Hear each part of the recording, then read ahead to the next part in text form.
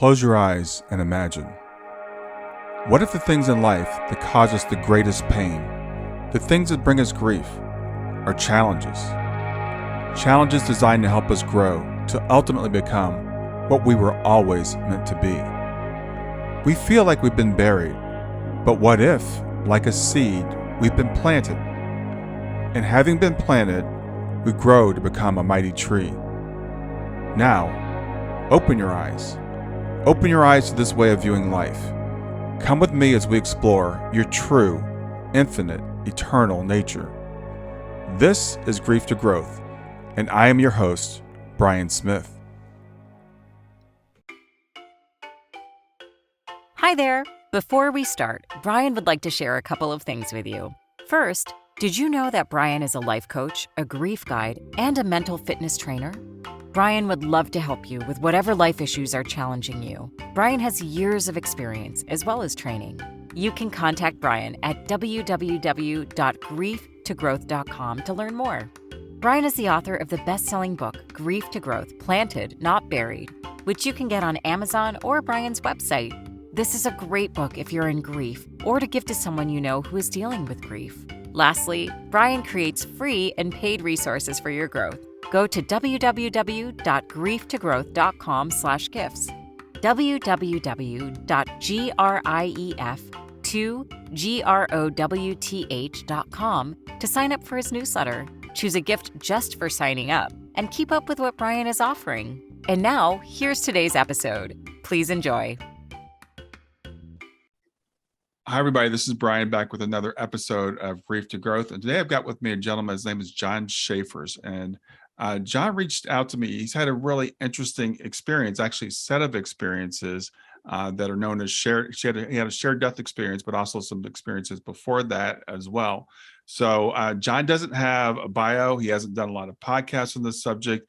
It's just something he wanted to reach out and share his story because he thinks it's something that really people need to know. So no long intro today, and I just want to bring in John Schaefers and we'll have a conversation. John, it's great to have you here. So we were just talking before we started recording. You were telling me that you had had this experience that you wanted to share with people, and you found me on the internet and asked if I would help you share it. You sent me a fascinating document of some things that happened in your life leading up to the shared death experience. So just go ahead and tell your story and start wherever you like. Okay, well, I think the background's important. The reason I'm telling this is because my father died. Now, I'll state that up front. That was in 2001 on May 5th. And my dad had just had a birthday, and he was celebrating his 76th birthday.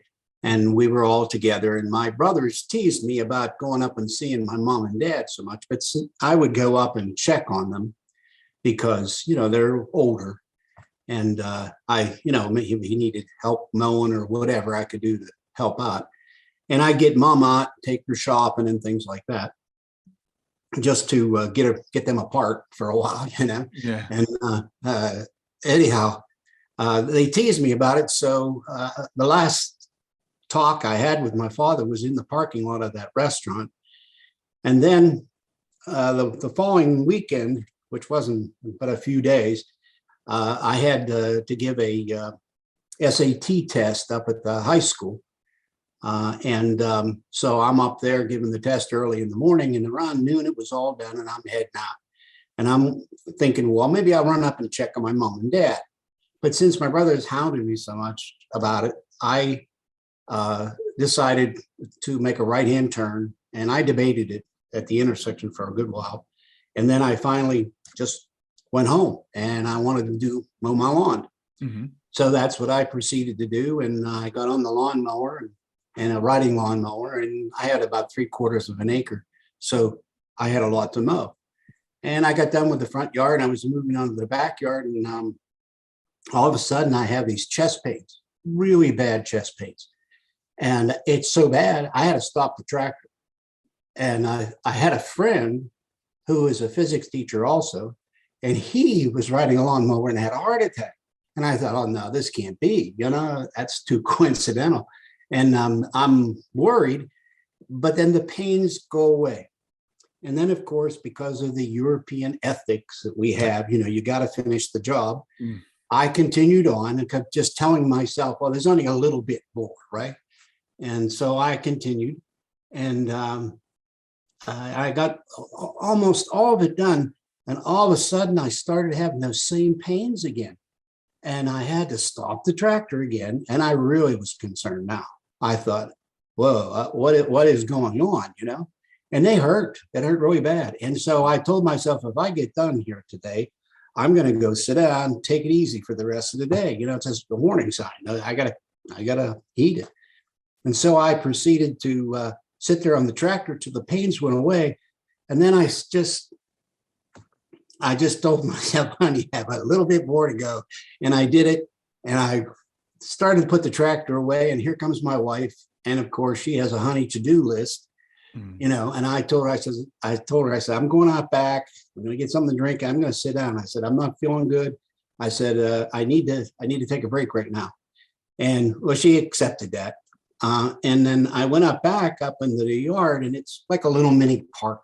What I have, it was elevated above the house, like the hillside goes up and then back. And it was a bright sunny day, nice, beautiful day. And so I go sit under the tree with something to drink. And as I'm sitting down, and I just sit down, I have this feeling like somebody's behind me. And I don't know how to liken this. It's sort of like, I guess, sort of our survival skill as a human species.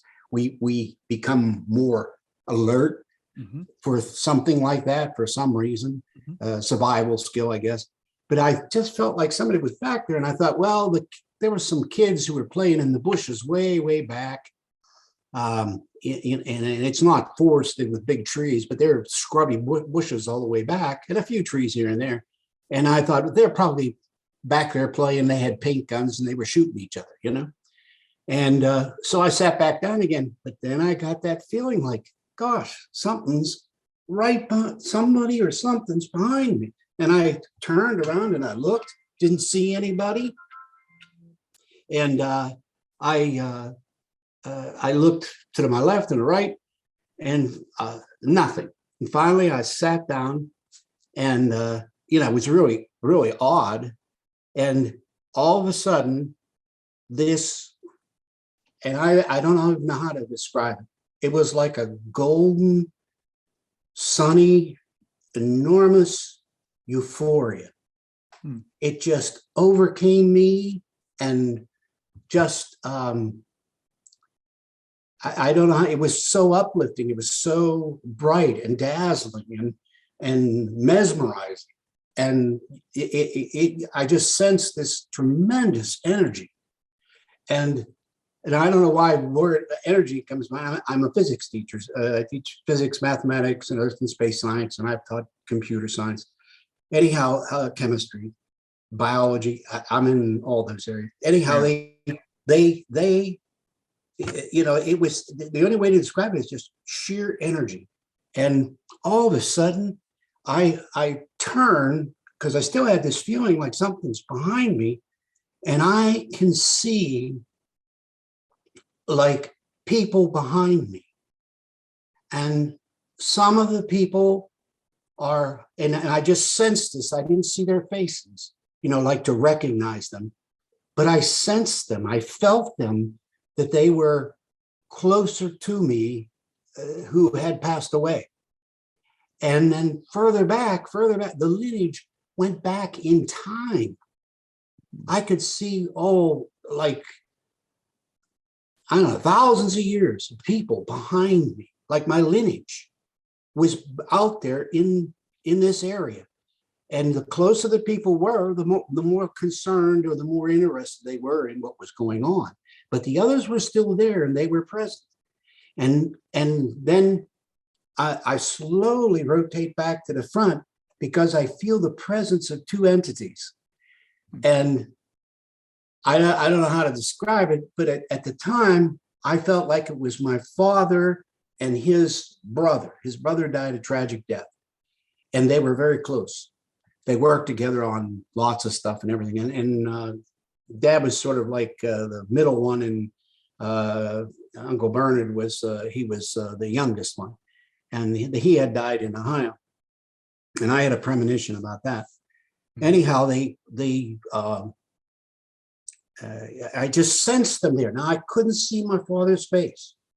I didn't specifically like, oh, there's my dad, but I knew it was my dad, and he was there, and he was saying to me, "It's all going to be okay. Everything's going to be all right. Don't worry about anything. It'll all work out." And I'm like thinking through my mind, all right, like, no, that isn't going to happen. I know how life is, it's rough and tough. And no, he persisted, and he said, no, everything's going to be okay. Everything's going to be fine. You'll see. It's going to be great. And it was a calming to make me more restful, to make me feel more at ease. And like I said, it was just this enormous euphoria over me as it happened. And then as it started to fade, the energy just started to fade. I'm left there sitting there, sort of like mesmerized. And even though I sensed, his brother there too, he didn't speak to me but he was there, he was present. I felt his presence there. And then as all this started to fade away, the next thing you know, I'm looking out over the house. The sun's off to the left. It's more, in the afternoon now, and I don't know how long it was. I couldn't give you an idea. I would say maybe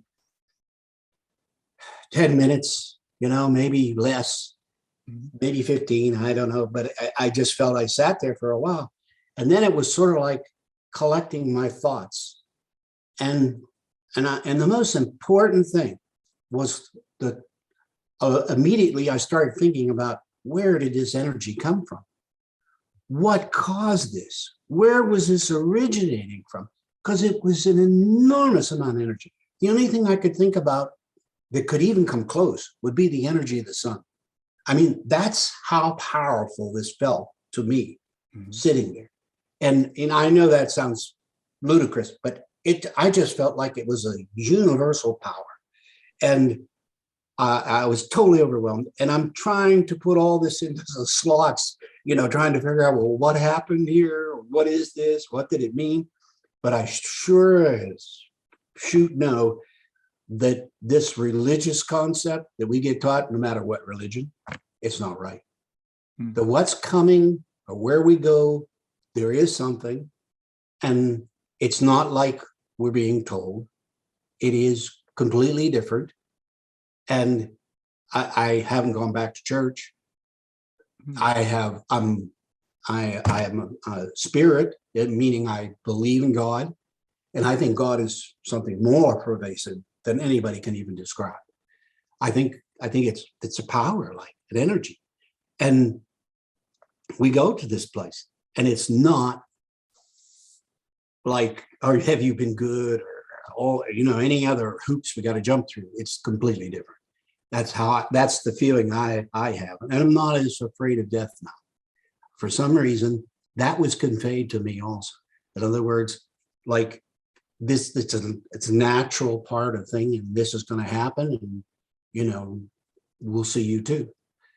And when my dad died, I said, sort of like in the movie of the Gladiator, not yet. In other words, I'll see him again someday. And so anyhow, I came out of this fog, and I got up, and well, first of all, I heard my wife call me, and I came out of this fog, and I went down the hill. I wasn't running or anything. I just went down the hill. She said, your brother Keith's on the phone. He wants to talk to you. So I went down, and she handed me the phone, and Keith said that Dad just died. And I was struck. I had to sit down. I had to sit down on the ground. And so I took the information, what he gave me, where he was up at the hospital. And here, Dad, because I didn't go up, he went over and volunteered to help my brother fix a part on his pool heater pump. My dad was a mechanic. He was really good. He could fix anything. Gas, gas, dryers, everything. He knew how to do pipe, plumbing, everything. So anyhow, his family used to build homes. Anyhow, I like I said, I was floored, and I couldn't relate to my wife. I didn't feel at the time like this is something I want to share with my family, because this was like my dad's time or their time. And so I didn't tell my family. But my brother told me that dad was out in the backyard. This is important to the story. My dad was out in the backyard, and he was working on the heat pump, and he took a break and came up and saw my brother's wife, who gave him a glass of water, and she was getting a shower, going to go get a shower and go shopping. And so he went back out there to work. She came out just to check on him one more time, and before she left, and here he was out there, and he had a heart attack and was holding the tool and the part in his still in his hand. Well, she screams. The neighbors came running, and they tried to get his paramedics arrive, and they tried to get his heart started. Mm-hmm. And that's when I think the heart attack, I felt the pain, and then they tried to start his heart again. And then they took him to the hospital, and they couldn't get him, couldn't save him the second time. So the first was his heart attack, the pains they felt. And then the second one was when they tried to revive him to get his heart going again. And so eventually I did share with my brothers and sisters, and of course they look at you very funny. You could tell a stranger and they're going to be more susceptible to believe what has happened than your own family, because it's sort of like, well, why would he pick you, or why would he go to you, and I love my dad and I respected my father, but it wasn't like I was the closest. I would say my brother Keith was closer to my dad. They were like buddies, always around each other. And then that had to do with me going off, being the oldest and going to Vietnam and all that. But I think that he for some reason he came to me, and I still haven't put all the pieces in place, but in general, that's what happened. Yeah, that's amazing. That's really incredible. So I want to ask you a few questions. So had you heard about experiences like this before this happened to you? Not like this, nothing like this. The simultaneous thing, the only thing I had heard before is my mother had pains in her chest when her father died. She knew when her father had died. And then eventually someone contacted her, but she had pains in her chest also when this happened. So, that's the only closest thing that I know of. Yeah. Are you familiar with near-death experiences? Have you heard much? I had heard about them, and occasionally I had heard on TV somebody had, come on either Oprah or somebody's show that I happened to catch, Yeah. But it wasn't like I was into this or anything, Right. Nothing like that, Right. I have had premonitions about a number of things. So maybe I'm a little more attuned, more receptive of feeling wise, to something, and maybe that's why I was chosen, So I'm curious about what were your spiritual beliefs or your religious beliefs before this happened with your father? Well, when we were little, we went to the Methodist church, and my family was all over the place, so to speak. They were, depending on who they married and whatever, the extended family and that. But my dad was Catholic, and my mother, of course, was Methodist. So she won that battle, and he was with that because he used to get his fingers wrapped all the time, and he didn't have a good experience with the nuns. Mm-hmm. So he encouraged us to do that. But there was a Catholic church near where we were, and the Methodist church was far away. So, and we just sort of stopped going after a period of time, because once we moved from Pittsburgh, where we had a church foundation, and then we moved to 20 miles north of Pittsburgh. And at that time in 1957, there was not, it was a farm field where the housing development was going in. And we were one of the first families to move into that. And there was no churches. And so we moved away from that. And then, but it's like when my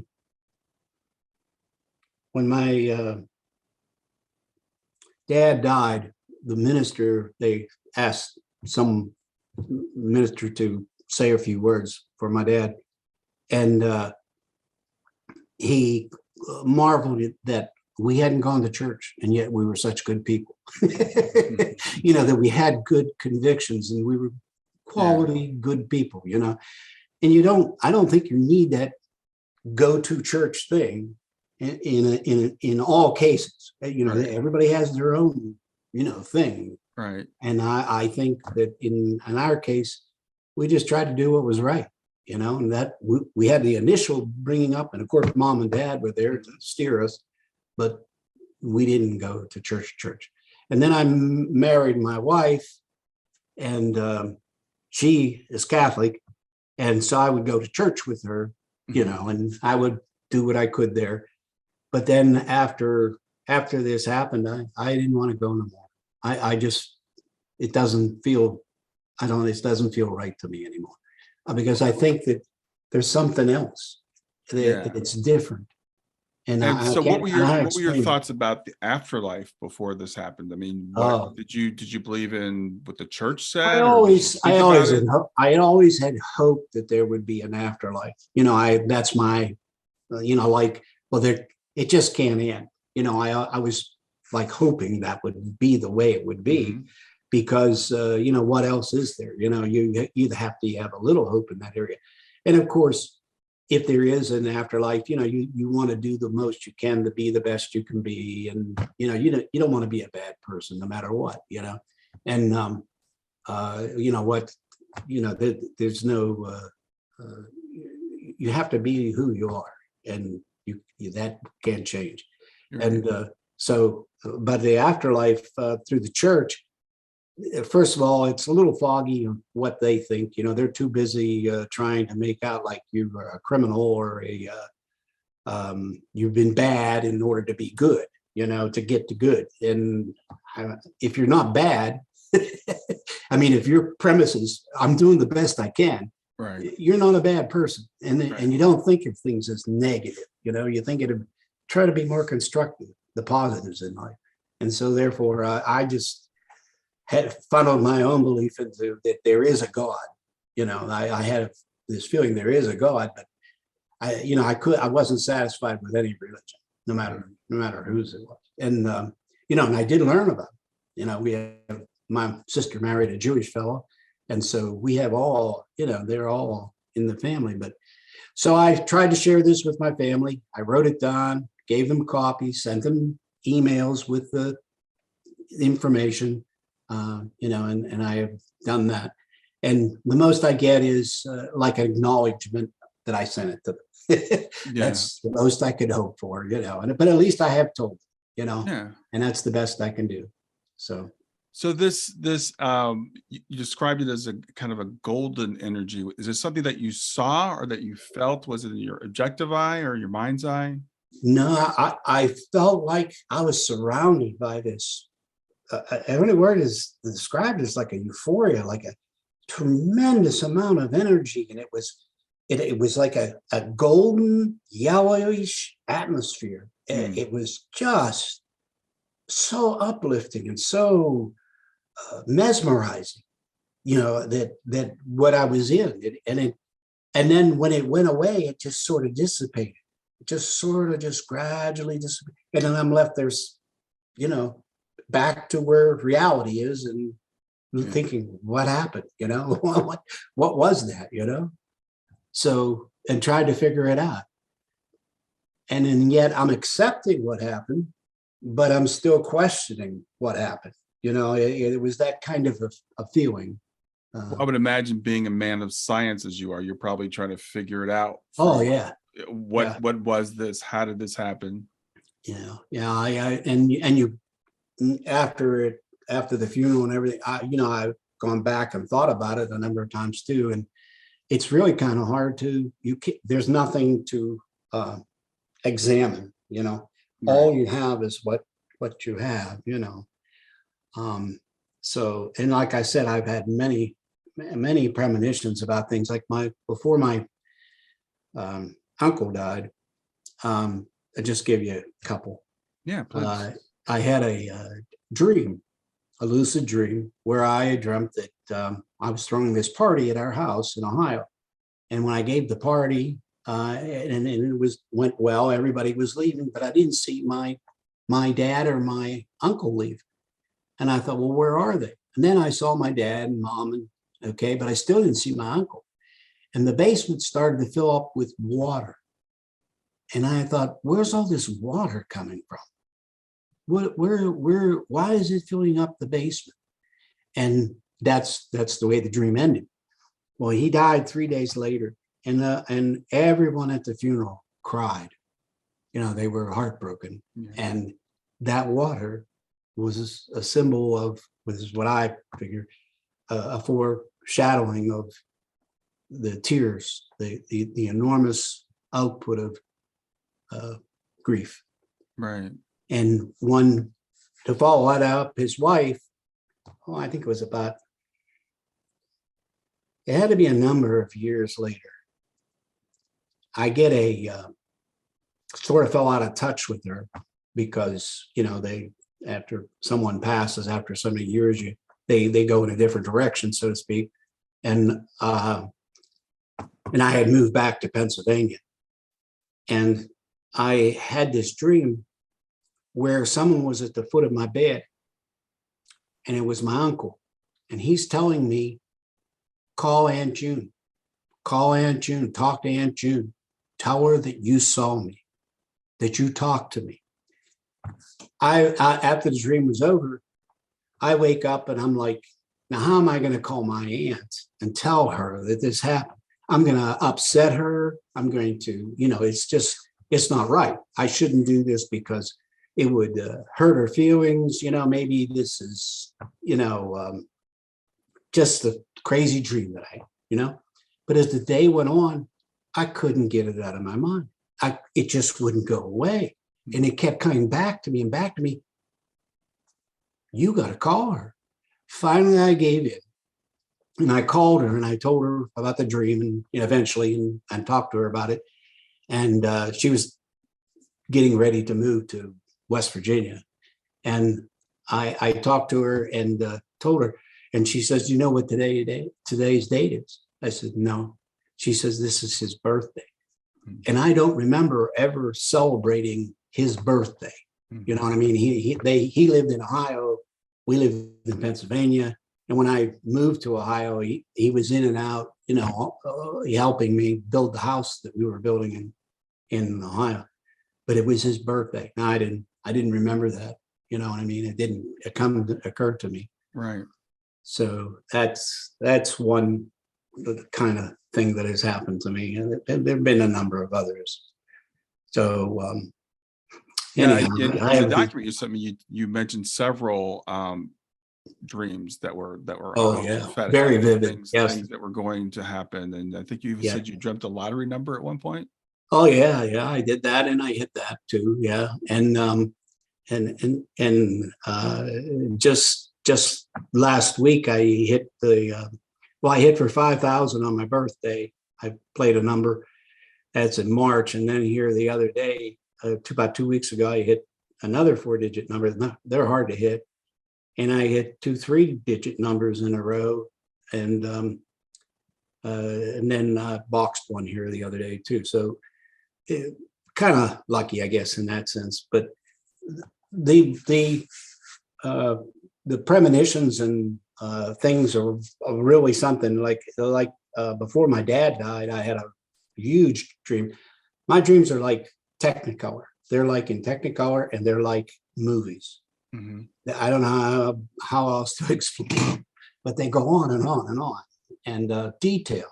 And the problem is if I don't write it down right away when I get up, and I kept a diary through the years, Okay. and I write the ones that are very lucid. I write them down and try to remember as much as I can. And some of them don't seem to make any sense until later in life, or later down the road, something might happen that gives you that conflict. Let's see here. I don't know if I have it here. I'm looking over. I had the one with my mom, and yeah, the funny thing about my dad dying, he had just gone to the doctor and he was given a clean bill of health by the doctor. So Yeah. that tells you a lot So about it. does your mother have any other premonitions or any other experiences like when her father passed that you're aware I of? think mom did have from time to time, but she would, I guess, like put it off, like, she didn't like, tell us a whole lot about it or whatever. I had a dream, and I was looking at my notes here. I don't know where it's at. I don't have it in front of me, so I'll just try to do it off the cuff the best I can. Mhm. We took my mom, during COVID, terrible for the senior citizen. She was 92, 93, and you couldn't get in to see them during COVID. No Right. one could go in the building, to see, and that was terrible. That was like 6 months of, no interaction, so to speak, with the family. We would go outside and see her outside the window, and and wave to her and drop things off, and I would go over daily. My sister lives in California, so she couldn't be there all the time. So and my other sister is far away too, so I'm the closest. I'm retired, so I could spend time with my mom and help her out. Anyhow, my sister decides to bring her out to California to get her out of this COVID jail, so to speak. So we rented a private plane, and we took her out to California, and which was no easy feat during the COVID either. And we get her out there, and she's okay for a good while. And I have a dream where, and I wish I had it in front of me here. I can't remember all the details, but basically, I have this dream that there's a river, and it's separating, and there's this squall, and this squall is being influenced by this warrior, and the warrior wants to like control her and take her. And the gist of the dream is that she goes to him. She crosses the water, and I'm on this side of the water, and there's like ice. It's cold, and in the dream there's like these seven warriors, and I see the analogy is that there's 6 of us children in the family. And anyhow, mom goes to him, she gives in and goes over to the other side. And this happens a day or two before she passed away. Wow. She decided to end her life. And I didn't know that at the time the dream was. Wow. I had the dream. Wow. And so it's more deep. There's more detail. If I had it, I could refresh my memory about it. But it's just amazing that this powerful warrior was my father on the other side, and he's trying to entice her to come across. Wow. And that's pretty powerful. dream. Yeah, You know what I it's mean? very powerful. And then, Just of course, the beautiful. ice and the cold, the lack, Yeah. the missing, In fact, the other night I have not had hardly anything from my mom. And I thought I would feel the presence of my mom, but I have not since she died in 2020. And, but last night I had a dream that she was there and dad was there. And I went and I was so surprised to see her. I ran and gave her a big hug. Mm, And I realized while I'm doing this in my dream that I didn't do it enough. no. Yeah. And that's kind of dream that I have. And then, So, do you mentioned you hadn't heard much from your mother since she passed in 2020. Do you have communications or any experiences with your father since he passed? yeah, a number of times I've had things happen. Like I said, I keep the dream book, and I'd have to refer to to it to see all the things that have happened. Hmm. But pretty much, I have a sense that he's there or around me, or he's concerned. Mm, That's that sense, but nothing like the experience I had when he died, and uh, but the lucid dream about my mom and the warriors and the crossing the river or getting to the other side, yeah. um, uh, that to the tribe on the other side. See, Yeah. there's more over there. The ones who have passed on, Yeah. So that those are pretty powerful. So just the other dreams are sort of like I sense his presence, or he's here. He's letting me know that the things are okay. That's there's no specific one I can remember Right. without looking, in Right. my records. Yeah, it's really interesting that you reached out to me when you did, because I was assuming you probably saw the interview I did with William Peters of the Shared Crossing. Uh-huh. Um, so there's an organization called Shared Crossing where people share their, Yeah, that I saw that. Yeah. okay, okay.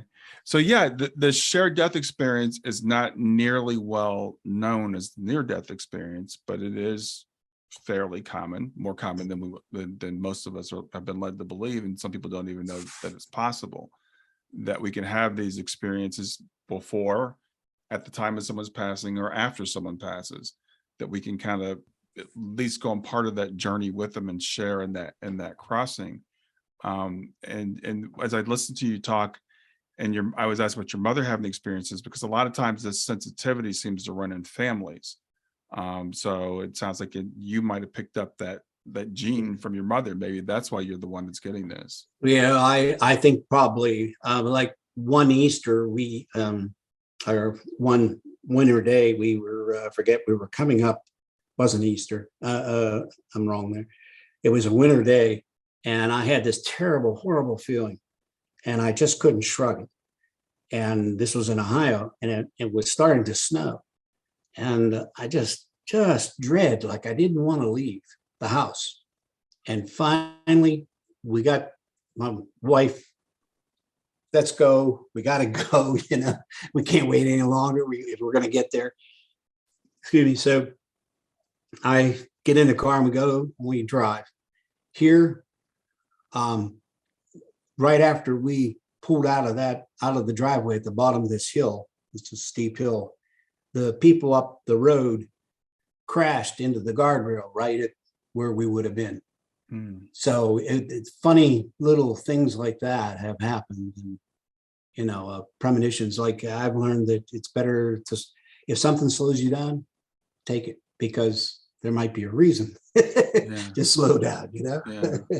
So yeah, premonition, I guess you'd have to call it, that you feel or sense something's going to happen, And I know in the don't know what document it you is. you sent me, these premonitions have been going back for Oh, decades. oh yeah. When I was in the Navy, we were in the Philippines, and we were supposed to go. Eventually, we were supposed to go up to Japan, but I had a dream that we had a flash priority message to proceed to the Sea of Japan, And in my dream, I saw reds and blues and, all the colors like I usually dream, but it was turmoil, conflict like. So I told the guys when I came out of the dream, it was so lucid. And I remember, more of the detail at that time than I do today. Sure. And I told them about it and they all laughed. It couldn't have been 5 minutes later. We received a flash priority message to proceed to the Sea of Japan. And we ended up going up near Vladivostok, Russia. And, I can't explain that. How could I sense that, So, and, maybe there were some things, that might have insinuated that we were going to go there. But as being, I was in combat information center, radar, and cleared for secret, and worked with electronic countermeasures and things. And anyhow, when the Russian bombers would pass over us, they would turn their fire control radar on. We knew that. And they shadowed us. Their destroyers shadowed us wherever we went. And of course, we were shadowing them. Mhm. It's round and round and round. And that was a little scary because, we were more concerned about their ability, to fight a war than some other countries, So, but that was a premonition I had. And I've had like deja vu, and I've had one time when I was real little, I told my mom, I said, Dad's coming home. She says, no, he's not. He's at work. He's good. He's working a double shift. He'll be home later. And I said, no, I just sensed that he's coming home, Mom. And here he came home, the power went out at the plant and they sent them home. Just little things like that, And one time I went to the Civic Arena, which was the igloo, they called it back then. Mhm. And when I walked in there, I could tell you where the restrooms were, like the layout, and I had never been there before. Yeah. And I don't understand that, what I mean? How would I know that, which way to turn and how to go? It was amazing. And it lasted for a short time, but then, it was there. I just had this uncanny sense like I've seen or done that before, Mhm.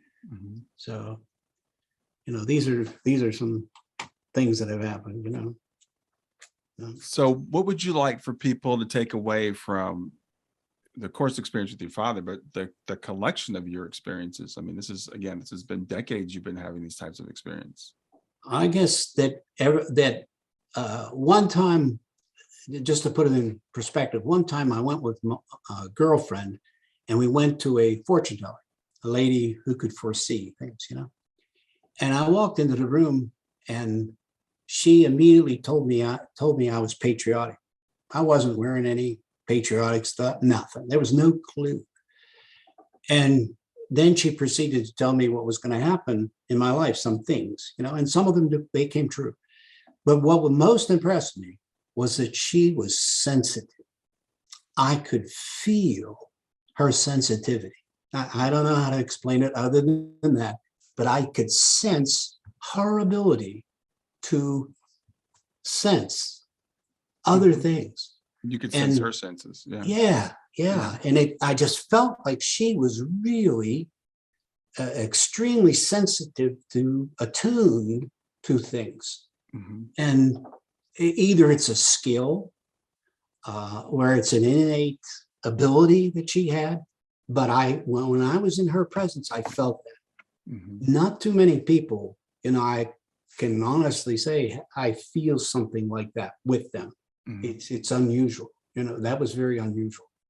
So to put it bluntly, I think some people do have these things happen and they are more attuned or maybe more sensitive.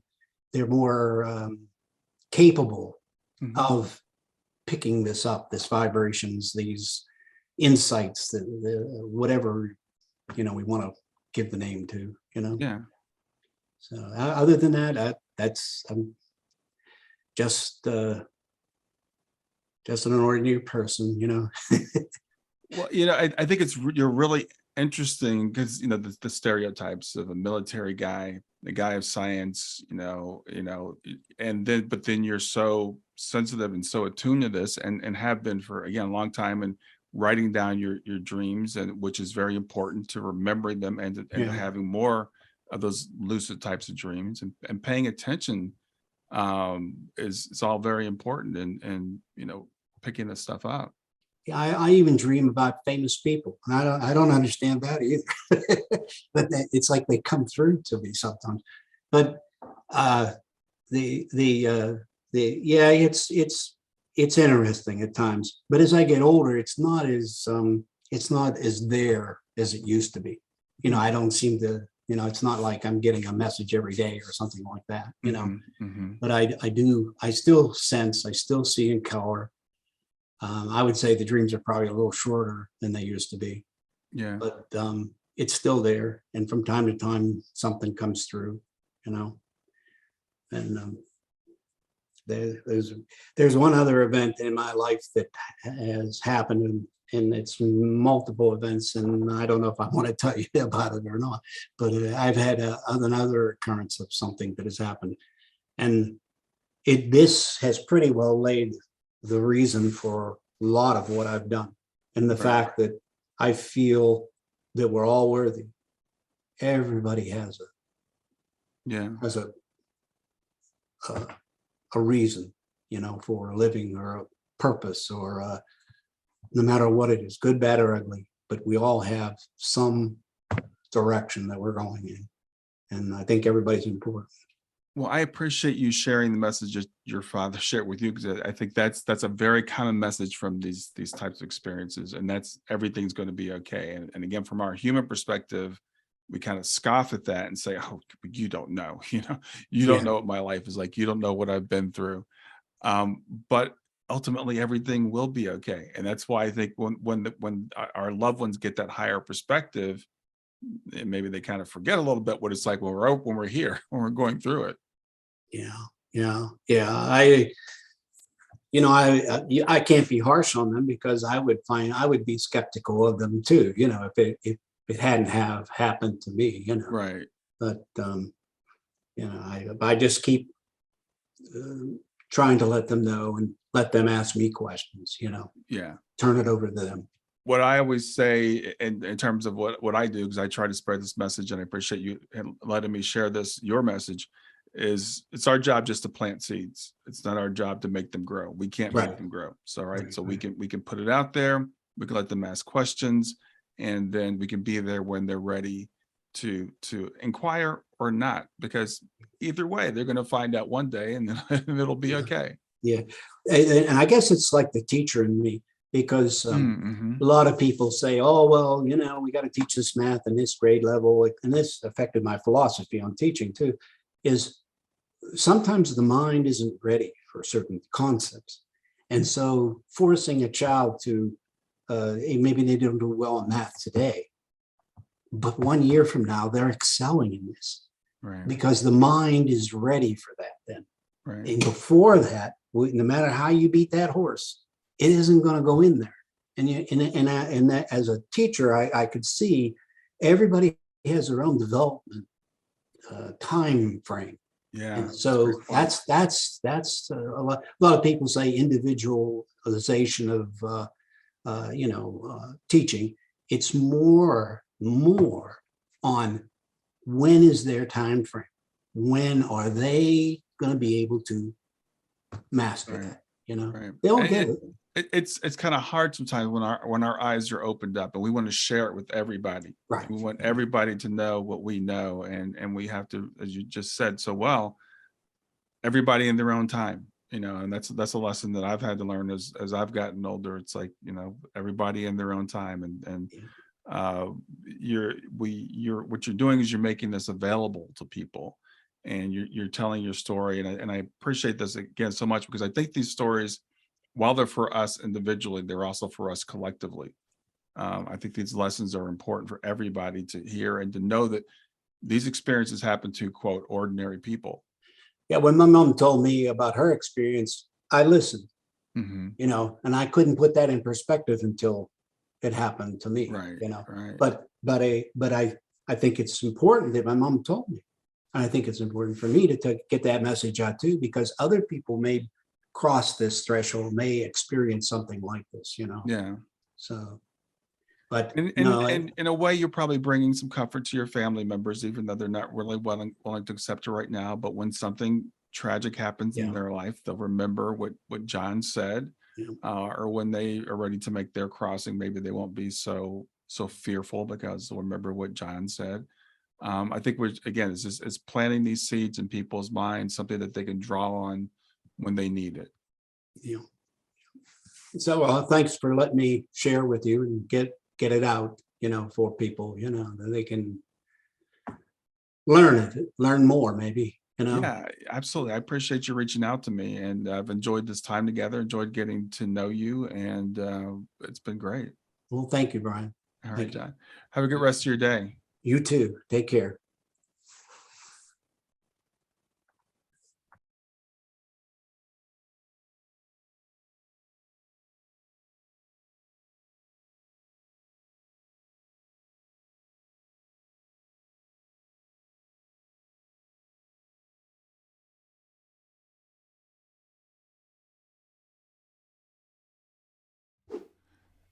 Don't forget to hit that big red subscribe button, and click the notify bell. Thanks for being here.